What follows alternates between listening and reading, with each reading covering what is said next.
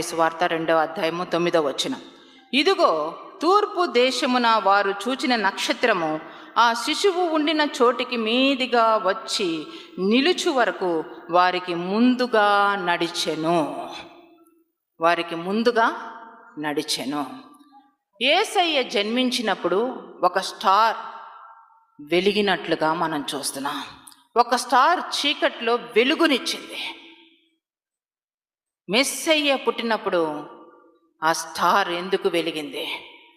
అందులో ఉన్న గూఢమైనటువంటి విషయాలు ఏమిటి?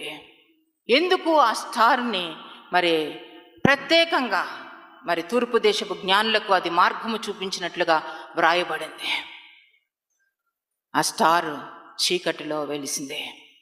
ఎందుకనంటే మనకు సూచనగా యేసయ్య నిజంగా జన్మిస్తే, యేసయ్య మన కోసము జన్మించాడనే నమ్మకము నీకుంటే, నీవు కూడా స్టార్ లాగా ఈ లోకములో వెలుగును ప్రకాశించాలి. దేవునికి మహిమ కలుగునుగాక.